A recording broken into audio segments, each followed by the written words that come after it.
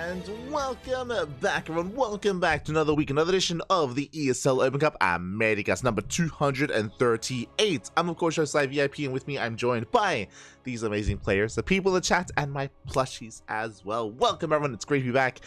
Again, we were live last night with ESL Asia. Now we're here this morning with ESL Americas. The bracket is live, !B in the chat if you guys want to have a look at the bracket yourselves. Meanwhile, we are jumping into our first round of 64 match, and spawning in the top right-hand corner of Alkione, we have our red Zerg player representing Team SC Swarm. It is Jay.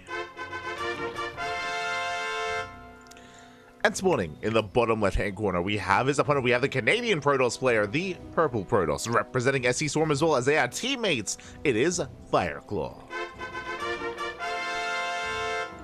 Here we go. If you're in the chat, predictions are open, and honestly, it's going to be a fun match here. Both Jay and Fireklaw are similarly matched. They're similarly skilled. They're on the same team, and I believe we have casted both players in the past. Fireklaw, I do recall covering back in the day, back years ago, when it comes to amateur events and amateur team leagues.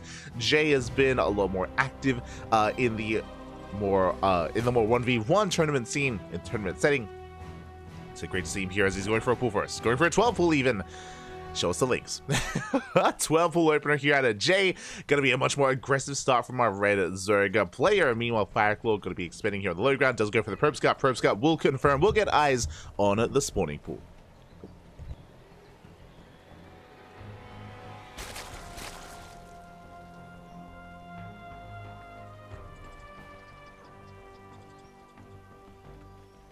As we are going to be settling in, and here we go. The Lings are moving out across map. My apologies.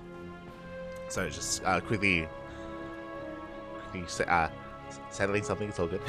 But Lings are moving out across map as we speak. Meanwhile, across the map, because we scouted the 12 pool, thankfully we do have our cybercore. We have our gateway as well. We are ready. We are poised to prepare, poised to defend. And are we going to be able to hold on in time? I mean, the Zelda's in position. As long as it gets surrounded, we should be okay.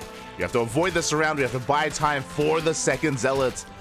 As we do dance with these Lings, going to be distracting them for a moment, but additional Lings have arrived behind this. Jay is expanding, Jay is droning, Jay is not all in, but this has to pay for itself. It does have to pay for itself here. Second Zelda has arrived again. We avoid the surround. Cybercore taking a lot of hits, taking a lot of damage. We got a surround. Yeah, a little bit late to respond there with that second Zealot, and with the first Zealot is surrounded.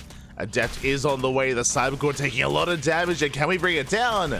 It's close. It's so close, it looks like we can. Yeah, it looks like the Cybercore is going to fall. Massive pickoff. Cybercore does fall. We do have 2 Adepts on the way, but we will have to rebuild. That is going to delay warp gates, more importantly. It's going to delay additional gateway units. It's going to delay the tech. Speaking of, Stargate, Robo, Twilight Council all does require a Cybercore to be done. And as a result, we're not quite ready yet, man. It's going to be heavily delayed. A heavy delay here for Fireklaw. Back at home, Jay, remember, has been droning. Has been happily droning up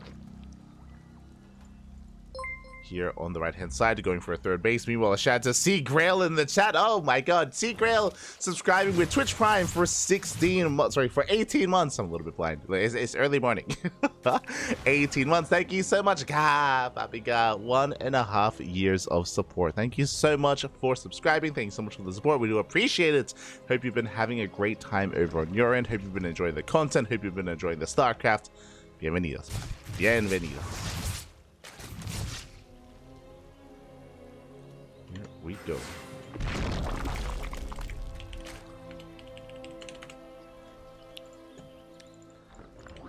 As setups, they do continue to threaten shades. They do keep eyes or keep tabs here on Jay, keeping him hidden, keeping him on the back foot. And it looks like we're gonna maybe get, yep, we get 1 drone, not bad. We get 1 worker kill at the natural base, and back at home, we're now settling into our tech. Again, everything has been delayed. Overlord Scout from Jay will confirm the tech of choice, will confirm the Stargate opener, and with this, we'll get eyes on the initial unit of choice. It's going to be Oracle, Void Ray, or Phoenix. We'll keep an eye. I mean, so will Jay. Third base now being thrown down. Fireklaw trying to settle in, and there's that Oracle on the way.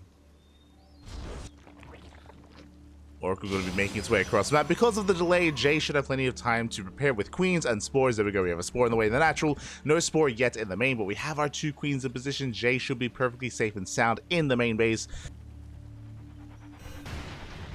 should be safe and sound. And again, is free to drone up. But Lings can threaten the third, and I'm not so sure we can deny it. I mean, our Depths are in position, Oracle is in position as well. Lings, they will just confirm the third base timing, but they won't get much more than that, as Lings speed is about to kick in. Gonna be able to nibble away at that Nexus. Leading off some Lings.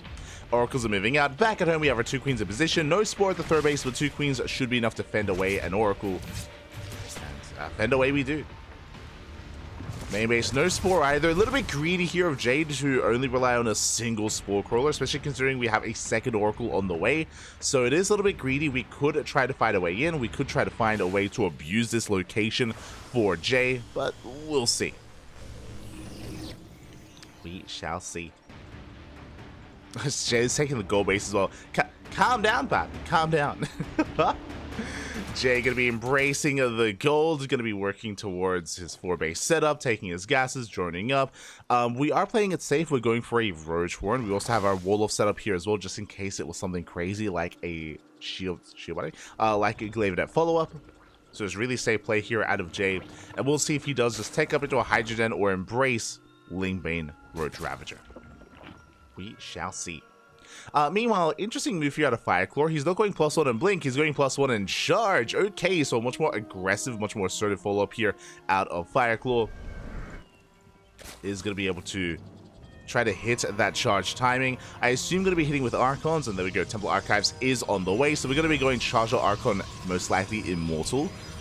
And we'll see when we do move out. I mean, the reality is here, in a bit of a longer game, it is going to be more of an uphill battle for Fireklaw just because of the earlier losses and the fact that we haven't really been able to touch the economy much from Jay. But the Oracles are still being active. Rotating around, they get eyes on the 5th base. The main art is here. Goal base is getting saturated. And we can force a cancel on the 5th at least. I mean, that's some damage, but still the beginning here is up. That is not a cancel. That is a kill. 300 minerals. Not bad. 300 minerals down the drain. At the same time, Oracle hits the goal base, getting 5 drone kills. Very nicely done. Again, the Spore was a little bit delayed. At the same time, massively counter-attack here across the map. On hold position, we do get not quite any workers. Overcharge does keep them alive. Just barely. Does top them up. But what I'm interested in is that the Roach Warren was a safety Roach Warren. We have +1 melee on the way. We have a Hydra's on the way as well. It's going to be Lingbane Hydra out of Jay. This can lead into Lurker Tech or just Lingbane Hydra for the time being. We'll see. Keep an eye on Jay for whether or not he takes up into Hive Tech.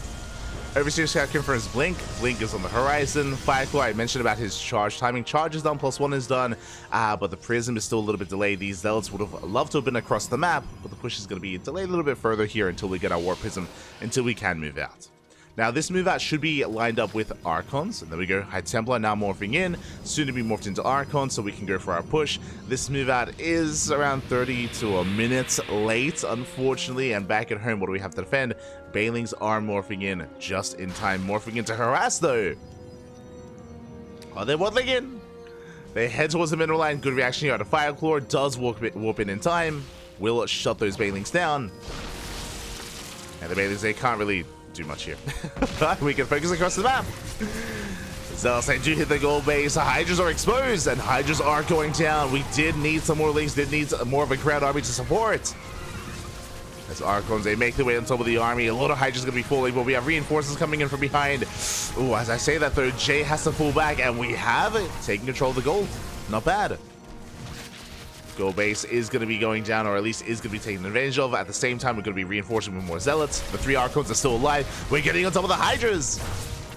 Again, so many Hydras have already gone down. It's been 17 Hydras falling. And you can see here how vulnerable, how fragile these Hydras are. The Hydras are going down. More Zealots coming in. We needed those Banelings back at home to defend. Without Lingbane, the Hydras, they melt. I mean, even Lingbane melts as well. But we did need some kind of support, some kind of buffer. Hydras, they will manage to pick off at least one of these Archons, but Zealots, they're wreaking havoc. 9 drones are going down. We have another wave of reinforcements, and Fireklaw, it looks like he has done it. He breaks the gold, he breaks the third. Now he's pushing in for the kill, going for the natural. Banelings are now on the way, but it's too late. Too little too late. These defensive Banelings here, by the time they finish, I mean, what is there left? What is there left to defend? Boys are being pulled away. These 2 Banelings will complete, but again, it's only 2 Banelings. We still have 2 Archons left over. And Jay is being caught with his pants down. Again, you can defend against this with Lingbane Hydra, but we had no defensive Banelings or not enough to help support the Hydras that we had. Likewise, the alternative would have been to make Roaches. We had the Roach one. Regardless, GG gets called, and Fireklaw takes game number 1. GG. Oh my god. GG, well played. Jay did... also, I just realized... oh, wait, no, we're good. Fireklaw did have a bit of a rougher start, and he wasn't able to get really too much economic damage done with his Oracles, with his Adept Harass. I mean, was able to punish the goal base, but that was much later, far later here for Fireklaw and Jay. But alas, unfortunately, Jay was caught a little bit with his pants down there.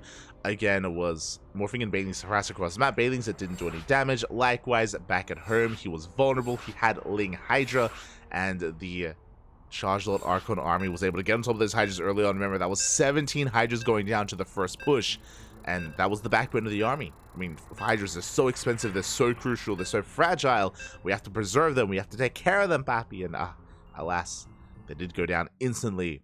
And with the death of those Hydras, that was the death of Jay. And now we're getting into game number 2. Let's go. We're jumping into a back and forth here. We're jumping into the second game. And spawning in the top right hand corner of Crimson Court, not making any drones. Doing it again. We have the Canadian Zerg player representing SC Swarm. It is a Jay. And spawning in the bottom left hand corner, we have the purple Protoss player, also from Atlantic Canada, also representing SC Swarm, leading the series 1-0. It is a Fireklaw. Oh. Never mind here. Okay, so Jay is going for a 15-15, not preserving his lava and going for a 12 pull. So is going for that expansion on the low ground. This is a very safe opener out of Jay. The benefit of this opener is that you're able to get your expansion before the probe gets across the map, before the probe can delay your expansion. So on the one hand, you know, we get a faster expansion, which is nice. The downside is your gas. Your gas is going to be quite heavily delayed. We should be going for another extractor trick, or there it is. There's a 15 spawning pool on the way. But because the gases are delayed, that means Link's speed is delayed. That means tech in general from the side of Jay is going to be far later here. So it's a very safe, very defensive opener out of Jay. This does mean that Fireklaw is going to have a much cleaner start to the game and a much more comfortable time coming into game 2. And that concerns me a little bit. Does concern me a little bit here. As a Fireklaw is setting up, going for a gate expand into the Cybercore. Standard opener here out of Fireklaw. And with this, Fireklaw should be able to get into his Stargate, into his Oracle Harass. Likewise, because Link's speed is going to be delayed, it means that this third base is going to be safer as well, safer from a Ling run-by or a Ling counter-attack. It also means that Fireklaw can actually be more assertive and more aggressive with the initial 2 Adepts. Means that if he wants to, he may not even have to keep them at home to expand, can be more assertive across the map, as Jay is going for the forward base. Okay, interesting. So there's a bit of a give and take here. On the one hand, with the forward base, it is a little more aggressive. It has the Restressing Gas Geysers, so we can make up for the otherwise lost gas early on. Is a way to make up for that and to actually settle into an all-in. What I'm referring to, of course, is this is a really good way to just spread and launch creep across the map. We've seen many a Zerg player, even players like Dark, Solar, Shin, take this center base and go for a 3-base all-in, or even a 2.5 base all-in, and just try to end the game. I'm sure Jay's thinking that. We'll see if he embraces that. Likewise, Fireklaw has to piece it all together. He has yet to confirm the base being taken. Fireklaw is still a little bit in the dark, is unaware as to what Jay is up to. Behind this, Stargate's on the way. It's going to be for the Oracle. Adepts are moving out. They'll be shading across the map. And Link's speed is being researched. Okay, so we're not going to be pulling out, or we're not going to be, I should say, skipping Link's speed and going straight into a faster Roach Warren. The expansion has been scouted. Up, up. Threatening the tumor. We do at least threaten it for the time being. Shading behind the mineral line. Again, really nice positioning here out of Fireklaw. We get 1 drone kill. We get the Lynx as well. Yeah, Lings are going down. One drone as well. The Adepts, they will be able to shade away. One of them, oh, it's so close. Does shade. It's barely shade away, getting eyes on at that third base. Here comes the Oracle, and that is a very fast Twilight Council. That is a Twilight Council before third base. This screams Glaive Adepts, but at the same time, because this Twilight Council is early on, something like Charge is also viable. Like, regardless of aggression. Aggression is on the way here. Fireklaw, his goal is to break his opponent before he can actually take advantage of this center expansion. So a very aggressive follow-up here out of Fireklaw. 3 gates on the way. It's going to be 4 gates in total. And do we embrace Glaives, or do we go for a different upgrade? There it is. Glaives are on the way. Okay. Okay, so it's going to be Glaive Adepts here out of Fireklaw. And Jay needs to get a read on what's going on. Now, the scary thing here, I was about to say, is that we have to keep eyes on the left-hand base as well with the Overlord. We do. We confirm there is still no expansion. That is a bit of a tell. The third base should be on the way by now. Oracle gets across the map. Queens are in position. We get 1, we get 2 drone kills. And, ooh, the Oracle takes a lot of hull damage. Takes a lot of hits. But unfortunately, Jay has been unable to get back into the main base. Are we going for a safety Roach Warren? That is the other question. We're reaching the 5-minute mark. We should have a Roach Warren by now, but it looks like we are cutting corners. We only have the Evo Chamber. And you know what that means? That means no Banelings and no Roaches to defend. Purely Ling Queen. This is ideal for Fireklaw. He's warping into depths in the main base, and he will soon move out across the map. He will soon pull the trigger. And I'll be honest, Jay needs a miracle to defend. Jay is droning. Jay is droning up. A +1 melee on the way. Lair as well. It looks like Jay wants to go Ling Hydra again. As opposed to the previous game, this Roach Warren is really late. It is a very late Roach Warren here. And by the time the Adepts get across the map, the Roach Warren may just barely finish. But here we go. The Adepts are moving out. Yeah, they're shading across. We need Roaches ASAP. Lings are amassing. Ling Queen can defend against this, especially if the Adept count is a little bit lower. But outside of that, it is going to be a tough hold. Adepts, they do dance with the Queens. So far, no drones going down. That is a lot of Queens. There we go. Now we do start to target down some of those workers. Drones not going to be falling. We shade across the map. We do fully wall off. So far, so good. That is going to be a kill on the Evo Chamber. We get a surround. We do get a surround. We do force a recall. Very nice defense here out of Jay. And again, Fireklaw, he was not able to punish the economy here. He did not focus on too many drones, but that was merely the first wave. Now we're moving out once again. It looks like we didn't actually warp in too many more Adepts. Despite the opener, it feels like we have been skipping some warp-ins here from the side of Fireklaw. I mean, we see here we warped in Stalkers to defend, not more Adepts. So that means that Jay is getting away with this. Yeah, he does get away with this. Who needs Roaches? Who needs Banelings? We clean up, we shut down the Adepts, and now Fireklaw is now in quite a bit of trouble. Basically, the kind of game state that's here, because we invested into Glaives first, and because we didn't commit as hard as we needed to, we did not do enough damage. And now that means that Blink is late. Blink is delayed, there's no Forge, there's no +1. Now we're throwing down further tech at a bit of a moment of desperation. But it does mean that Jay is free to drone. Jay, he's free to drone up, free to take another base, free to just settle down into his 4 bases. Hydra Den's done. We have a Hive already on the way. Jay is getting away with a lot. It's a lot of tech here that we're getting away with. And Fireklaw can't move out. Like, what are we going to move out with? With what, vanilla Stalkers? Like, Blink is now on the way, but we have to wait until that finishes. By the time Blink is done, Jay, he should be able to settle down, should be able to settle into all of his Hydras and yeah, get away with this. So Jay is in a phenomenal position. Scouts confirms that we have Storm being researched. Fireklaw is working on that next step. But by the time the Storm is done, we're going to have Lunkers. The Lunkers are coming. Not just Lunkers, they're going to be Hive Tech Lunkers, not Lair Tech, as the Hive is already done. So Jay is going to be able to settle into his ideal, into his Hydra Lurker Viper. With the Hive comes Viper Tech, of course, Adrenals, Seismic Spines, Adaptive Talons, Lurker upgrades.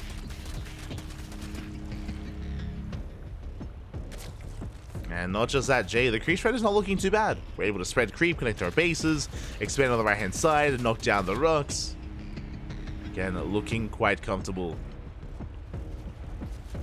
Even going for the Nidus Worm and a Dream, just everything. So why not that? Just get it all.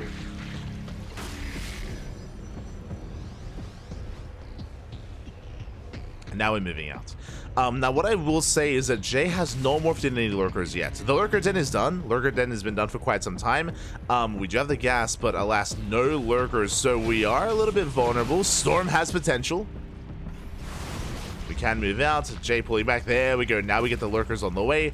Now these lurkers are a little bit late, so we are vulnerable here to the push, and we are moving in. Yeah, we have to give up on the base. The base is going to be going down.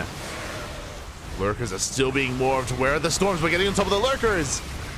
We have to engage. Massive storms here on the lurkers and the lings as well. Yeah, the storms do connect. Lurkers being forced back, and Fireklaw is barely breaking through. Breaking through the defensive line. We have one storm remaining. Massive storm here on the Hydras and on the Queens. But do we have detection? We have the revelation. That's all we need, Pat. That's all we need. Most stalkers have been morphed. Yeah, Jay just lays it to morph in those lurkers. Never did set up those upgrades either. I mean, had the opportunity to before. Didn't quite embrace it. And Fireklaw catching Jay with his pants down.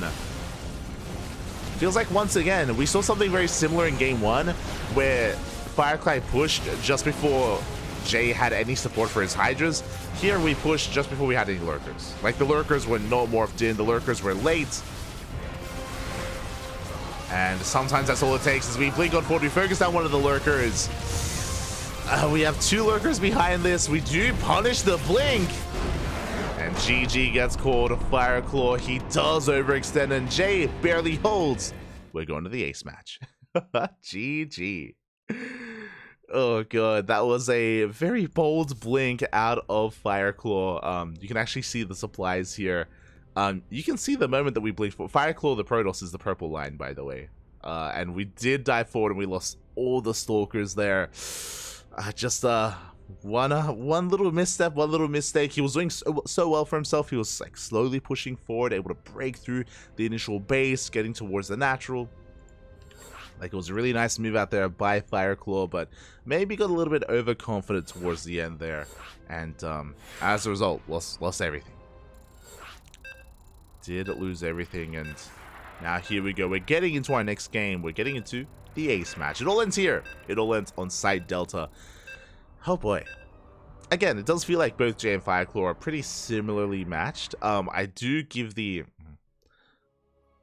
I was going to say I give the edge to Fireklaw overall based on these 2 games, but at the same time, it does feel like Jay has been on the right path each game. It's just been tightening things up in certain areas, in certain aspects.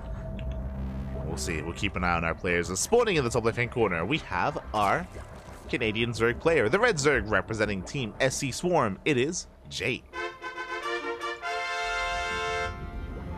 And spawning in the bottom right-hand corner, we have his opponent. We have the other Canadian player, the Canadian Protoss. He's purple. He's representing SC Swarm. It is Fireklaw. Let's go. Let us go.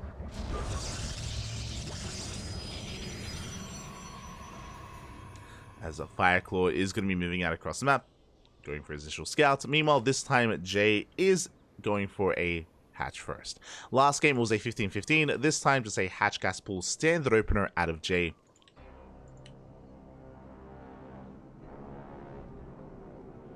And Fireklaw will confirm.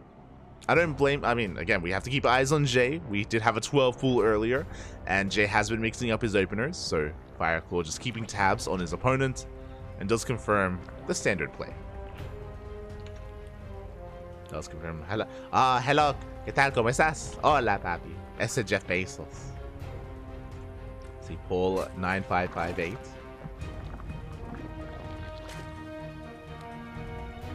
Good morning. Hope everyone is doing well. I saw Niño earlier. Este Niño. ¿Qué tal? ¿Cómo estás? Bienvenidos. As again, this is still our first series of the day. We have plenty more to come. We'll go over the bracket after this series as well. We'll get there.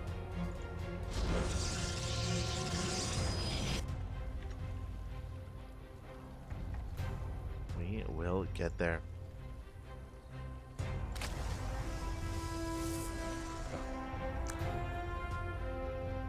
As we'll see where our players do take us. Again, both players have been kind of going for varying paths. I mean, Jay every game has gone for Ling main Hydra. Ling main Hydra every single game.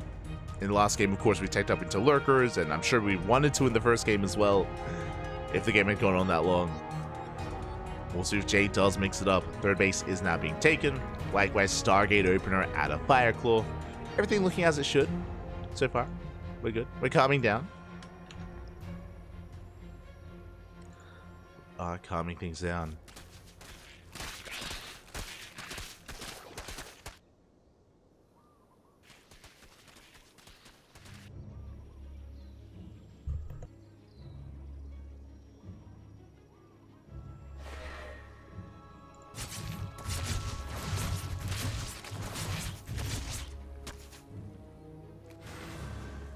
So we do have our initial adepts moving out across the map. First one takes a bit of damage. Let's take a bit of hull damage here. Fireklaw pulling his units together. Again, just going to be harassing, just going to be keeping tabs on Jay. The probe a bit misrallied. Has to race back home. We do get a tumor. Oh! We don't quite get the second tumor. Unfortunately, did miss out on it. Just getting the one. One adept goes down. We have to race back home, and now we have to expand. Jay's in position. Jay moving out across the map, and his goal here is to delay the third base. So far, so good. Third base yet to be thrown down. Fireklaw has the resources, but does not have the map control. Ling's in position, and can we get the probe? Up! Can we? We can! Probe goes down. So far, very nice damage here out of Jay. Again, a big delay. Once again, Twilight Council was on the way, and this should be for Glaive Adepts. Once again, Fireklaw had a lot of potential in the last game to do so much more damage, but the execution was a little bit lacking in game 2. So we'll see if we can tighten things up here in game number 3. Overall, I think the build of choice and the build of choice was ideal for Fireklaw in that second game, but it was the execution that was lacking, and hopefully we can kind of rectify that here.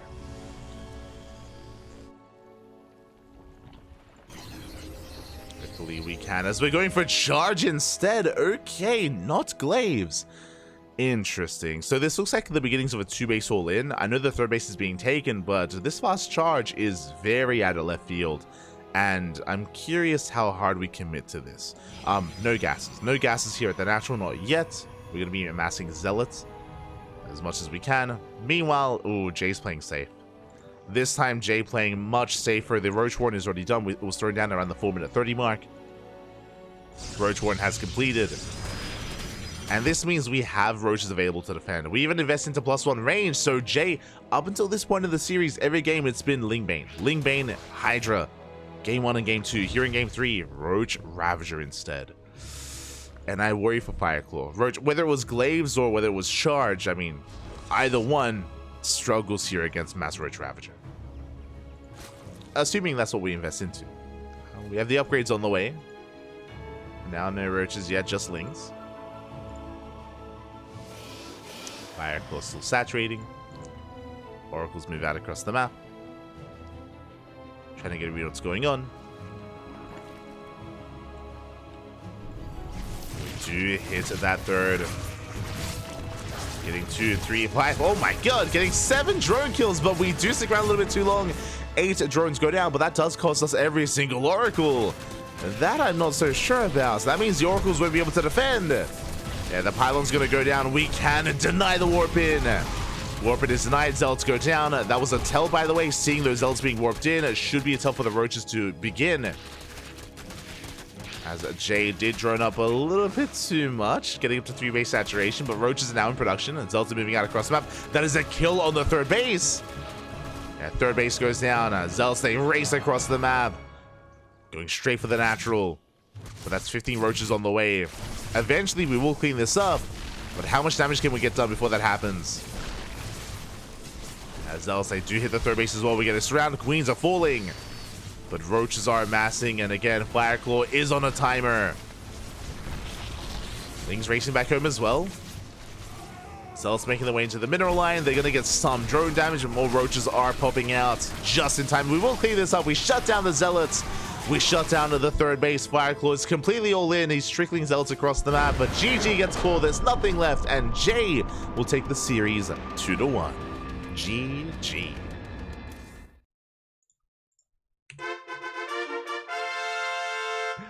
GG, well played. Congratulations here as Jay will take this series. My condolences to Fireklaw. Again, he was looking really strong and really good in the first 2 games. Here in game 3, unfortunately, Jay had happened to be taking into Roaches this time instead of Ling Bane. It was a bold move and a risky maneuver to rush into charge the way that Fireklaw did, and he was hoping that it was going to be Lings again. He was hoping that there weren't going to be Roaches, that there weren't going to be Banelings. Unfortunately, that was not the case, and the Zealots were shut down. The Zealots were shut down because the Oracles fell. That means that the third base goes down as well, so there was no longevity. We just forced the all-in, and Jay did take it in the end. GG. GG, well played. Congratulations, Jay will advance on into the next round, and I believe Jay has an opponent ready and waiting.